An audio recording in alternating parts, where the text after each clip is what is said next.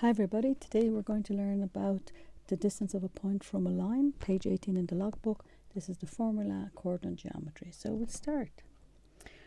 So if we start with an example, so the first question is telling us find the distance from the point 1, 2 to the line, and the line is given 3x plus 4y minus 6 equals 0.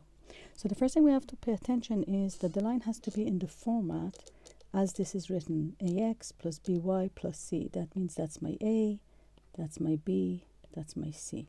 I need it because I need to sub it in here in the equation for a, b, and c. I also have to pay attention that on the bottom here I have a squared plus b squared, which basically means it doesn't matter if a or b are positive or negative. In both cases we will get just positive numbers on the bottom because when we square they become positive.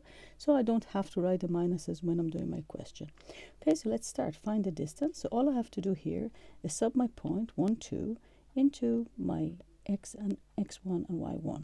So if I mark the point as x1, y1, then I just do my sub it all in. So my a is 3, so I write 3 times my x1, which is a 1. Then I need plus b, so plus 4 times my y, which is a 2. And then I have my c, it says plus c, my c is minus 6, so just minus 6. And all over the square root of my a squared, which is 3 squared, plus my 4 squared, which is my b squared. Calculate the bottom, square root of 25, which is 5. That's on the bottom. And on the top, 3 plus 8 take 6. That comes out 5. So we get 5 over 5, so we get 1. So it's 1 unit away from the line. Let's look at the example number 2. Example number 2 is asking us to find the distance between two lines. And these lines are parallel lines. I know they're parallel because I can see that the coefficient of x and y are the same in both lines. So 2 and 2 and 3 and 3. That means if I rearranged it to the format y equals and everything to the other side, I would see that the number in front of x, I'll be getting the same number, which means the same slope. Therefore, these lines are parallel. So anytime you see that the coefficient is the same, these are parallel lines. And remember, the number that's standing minus 7 and 1, they're not important for parallel lines. They're nothing to do with the slope. Okay, so now that I know they're parallel lines, so if we look at our two lines, so we say these are the two lines, I need to find the distance between them.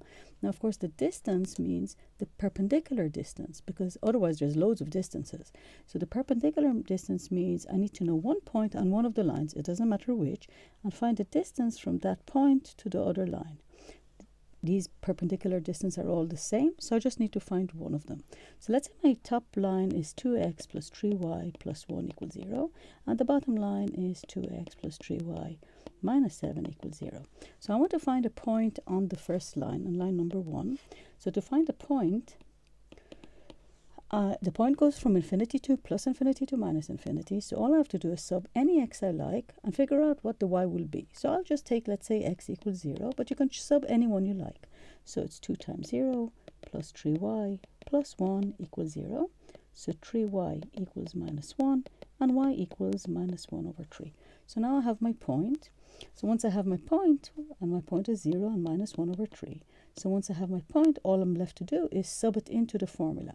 So I'll do that. So my formula is here on the right.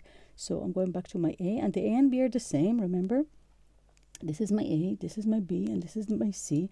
And don't forget, if you're taking your point on one line, the line that you use for the formula is the other line. So I'll be using line 2 for the formula because I'm looking for the distance of the point on line 1 to line 2. So I'm going to do that. So first of all, I have to make my dividing line. And on the bottom, I have the square root of my a squared plus my b squared. And on the top, I have 2, which is my a, times 0, plus 3 times minus 1/3, minus 7, and that's absolute value. So we have to calculate this. On the bottom, 2 squared is 4, 3 squared is 9, so it's a square root of 13.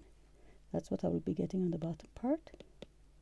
And on the top, 2 times 0 is 0, 3 times minus 1/3 is minus 1, minus 7, altogether it makes minus 8. So we ignore the minus and it becomes an 8.